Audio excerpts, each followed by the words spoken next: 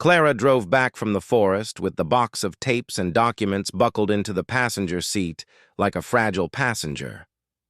The early dusk of autumn blurred the highway in streaks of charcoal and amber, but her thoughts were sharper than they had been in years. Mnemonic embedding. Living archive. Her own voice calmly acknowledging the gray protocol.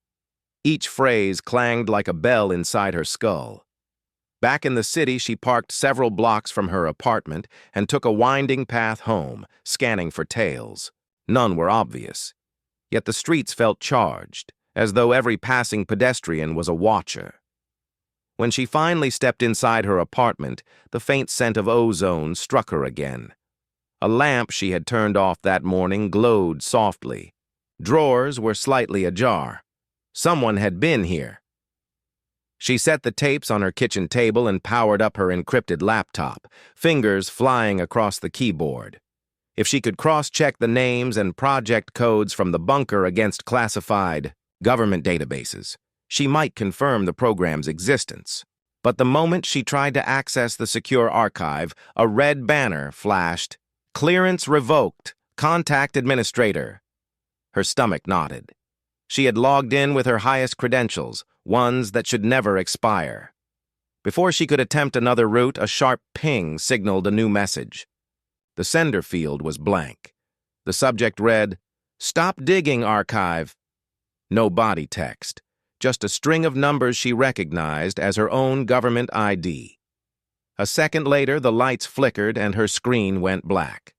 When it returned, the system clock had jumped forward exactly 17 minutes. The same number as the date haunting every tape. Panic prickled at the edges of her focus, but Clara forced her breathing to slow. She unplugged the laptop, slipped the hard drive into an anti-static pouch, and grabbed her go-bag, a habit from years of cybersecurity work. She wouldn't sleep here tonight.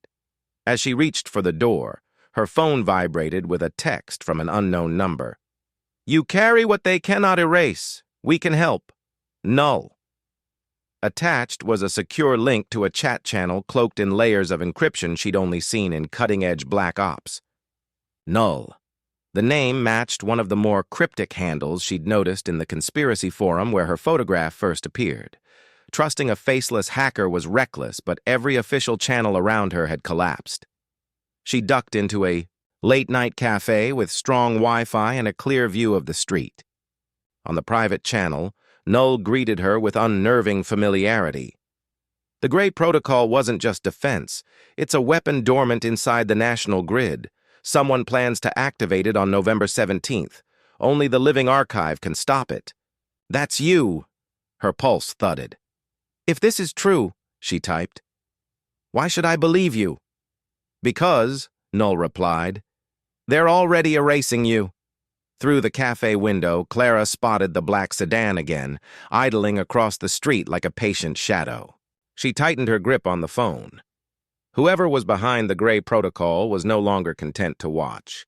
The game had moved into the open, and Clara was the only piece that mattered.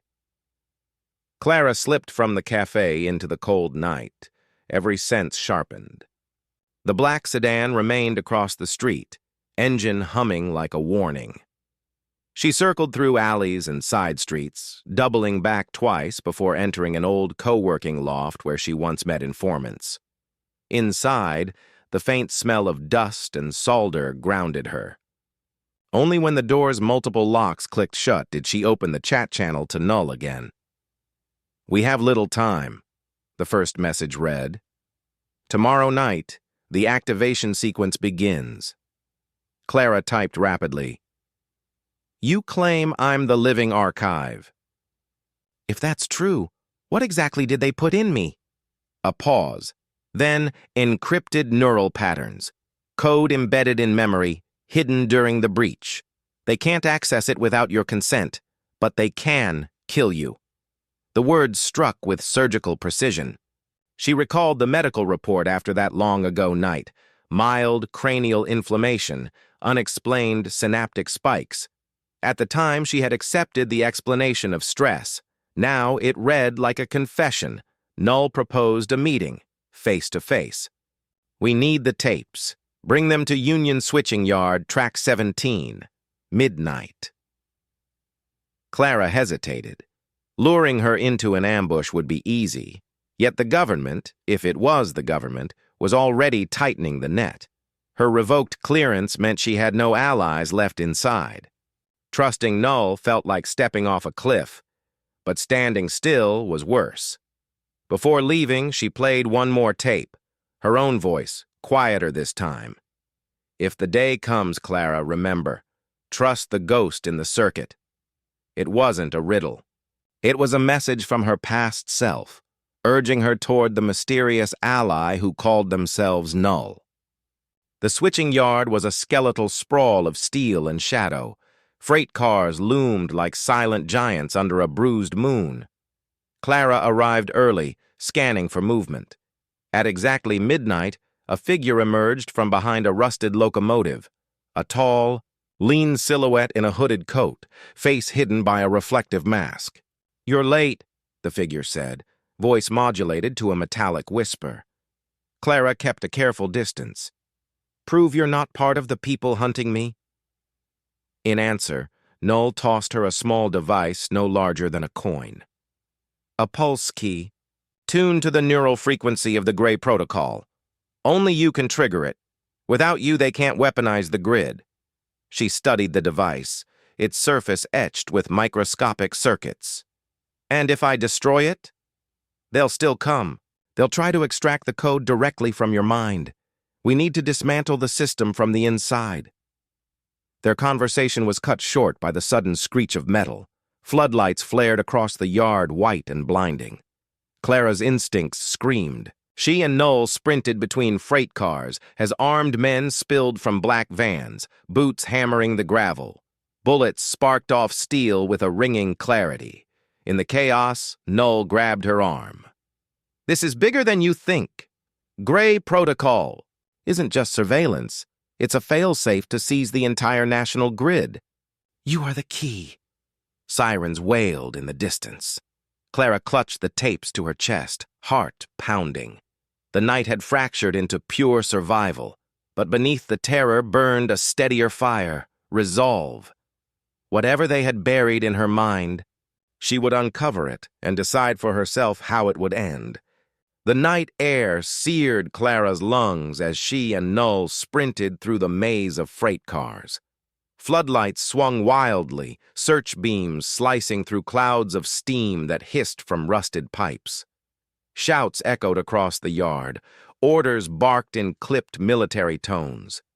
Whoever these men were, they moved with the precision of an elite unit. Null yanked her behind a derelict caboose and pressed a small transmitter into her hand. "Pulse key," they said through the modulator. "It will let you access the root node of the Gray Protocol. You'll have to interface directly. If you don't—" "I know," Clara cut in, her breath visible in the cold. "They own the national grid by morning." A sudden clang of boots on steel interrupted them. Null scanned the shadows. "We split," they whispered. "Meet me at the control tower. 10 minutes." Without another word, they vanished into the dark. Clara crouched low, using the rumble of a passing freight train to mask her movements. Adrenaline sharpened her memory of the tapes. The phrase "ghost in the circuit" pulsed like a beacon. Her past self had left more than breadcrumbs. She had left a map. The old control tower stood at the yard's edge, its windows blacked out, a relic from another century. Clara slipped inside through a side door and climbed a narrow stairwell to the main console room. Ancient monitors flickered with static, but beneath them, a modern terminal hummed quietly.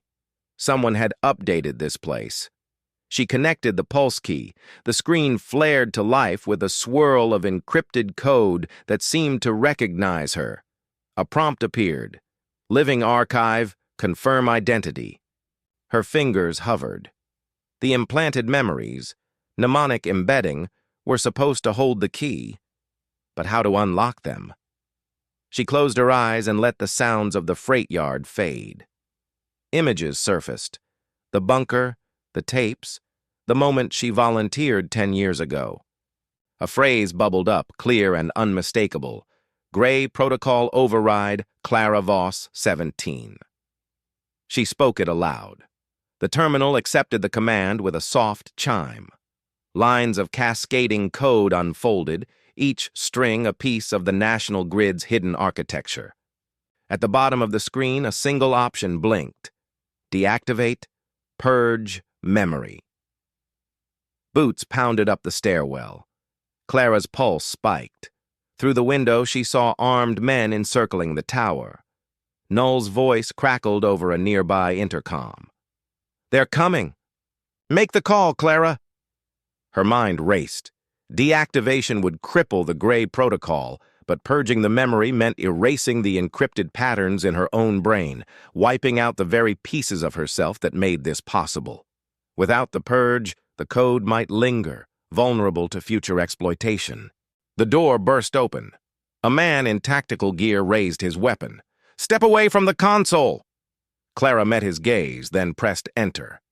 A low-frequency hum filled the tower as every light in the freight yard, and then the entire city horizon, winked out in a domino of darkness. The soldier froze, disoriented. When the monitors dimmed to black, Clara felt a sudden hollow stillness in her mind, like a section of her memory quietly folding shut. The Gray Protocol was gone, and with it, a part of herself she would never recover. Below, sirens wailed in the blackout. Clara slipped into the shadows, anonymous once more, a living archive no longer, but free. The first tremor in Clara Voss's perfectly ordered life arrived on an ordinary Wednesday morning. She was sipping her second cup of black coffee at her small kitchen table when her phone buzzed with a notification from an unfamiliar app, one she did not remember installing. The message contained nothing but a single link. Clara, a senior analyst in a government cybersecurity division, usually deleted suspicious messages without a thought. But something about the minimalist subject line, "Do you remember?" caught her eye. Against her better judgment, she tapped. The link opened to a stark, charcoal-colored web page. At the center was a grainy, cinematic photograph of a middle-aged woman staring directly into the camera. Short, blonde hair framed a face both strong and weary. Blue eyes fixed with unnerving intensity. White text at the bottom read only a date, November 17th. Clara's breath caught as she recognized herself. The image was recent. She was wearing the same gray knitted top folded neatly in her closet. Yet, she could not recall anyone taking the picture. For a long minute, she sat motionless, heart ticking faster than the kitchen clock. Her work required strict privacy protocols. She avoided social media and never shared personal photographs. A chill slid down her spine. Who had taken this? When? Scrolling brought her to a comment section that felt more like a hidden forum than a typical thread. Usernames flickered like coded aliases. Cyphermoth, Obsidian Eye, Delta 7. Each comment referenced the key to the blackout, the living archive, or simply, she remembers. One post listed fragments of her biography that were not public. The street she lived on at age 12. The nickname her father used only once. Clara shut the laptop so quickly the sound cracked through the still apartment. She forced herself to breathe, reminding herself she had dealt with high-level breaches before. But a part of her, a quieter, more primal part, knew this was different. At work that day, the image clung to her thoughts. She analyzed data on foreign cyber threats, fielded terse emails, and attended briefings, all while the memory of her own eyes staring back from the screen haunted her peripheral vision. Twice, she caught a coworker glancing at her with a puzzled frown, as if sensing a shift in the air around her. By late afternoon, she convinced herself it was a prank, perhaps an elaborate phishing attempt. She ran her usual battery of security checks. No malware, no unauthorized logins, nothing. And yet when she returned home that evening, a new notification awaited her. The countdown begins. The message included the same photograph, sharper now, as if the image itself were awakening. Clara closed the phone with a snap and locked every door and window. Still, the certainty settled like lead in her stomach. Someone had chosen her for something she could not yet name. And November 17th, whatever it meant, was approaching, marked not by an ordinary calendar, but by an unseen clock already ticking. The morning after the photograph appeared online, Clara Voss woke to the uneasy conviction that someone was watching her. It was not a single sound or shadow that triggered it, more a steady hum beneath reality, a sense that the edges of her life no longer belonged entirely to her. Her first clue was the car. A black sedan sat idling across the street from her apartment, windows tinted to a mirror sheen. At 6:30 a.m., the neighborhood was usually empty except for the newspaper boy, yet the vehicle remained parked even as she left for work. The driver never emerged. Clara told herself it could be coincidence. Government analysts dealt with paranoia all the time. Still, when she turned the corner, she checked the rearview mirror twice. At headquarters, the tension thickened. Conversations halted a beat too quickly when she entered conference rooms. Two colleagues she'd known for years traded brief, coded glances over her shoulder. During the morning briefing, her supervisor avoided direct eye contact, as though addressing her might ignite something volatile. Clara kept her expression neutral, but her pulse thudded like a warning drum. Just before lunch, an email slipped into her encrypted inbox. No sender, no subject line. Inside was a single string of numbers, latitude and longitude, followed by 3 words. Remember the breach. The phrase struck like a sudden flash of cold water. 10 years ago, there had been a night, an incident she rarely allowed herself to revisit. A system intrusion so severe it had forced a full blackout of a government network. She'd been a junior cryptanalyst then, assigned to assist senior staff during the emergency. Yet her memory of the crucial hours was oddly fractured. Whole chunks of that night remained blurred, like a dream fading upon waking. She had always chalked it up to exhaustion and adrenaline. Now she wasn't so sure. The rest of the day unraveled into a quiet siege. A courier delivered a manila envelope with no return address. Inside lay a single photograph of her apartment building taken from a high angle, as though shot from a drone. Later, while reviewing firewall reports, she found a line of code inserted into the system logs. "We see you, Archive." That evening, Clara lingered in her car long after pulling into the garage. She listened for footsteps, for the rustle of fabric behind concrete pillars. None came, but the silence itself felt deliberate, a predator's patience. Inside her apartment, the air smelled faintly of ozone, though she'd left no electronics running. The grainy portrait that had first appeared on the conspiracy forum still hovered in her mind, her own face staring back with unblinking certainty. Who were these watchers? Hackers? Former colleagues? Something larger, hidden within the same government she served? Every possibility pointed back to the missing hours of that long-ago breach, a night she could no longer treat as a forgotten detail. Clara locked every door, then sat in darkness with only the glow of her laptop. The coordinates from the email waited, pulsing like a silent dare. Whatever game had begun, she understood one thing with icy clarity. It was personal, and it would not stop. The coordinates from the anonymous email led Clara to a stretch of backcountry she hadn't visited since childhood, a dense tract of pine and granite 2 hours outside the city.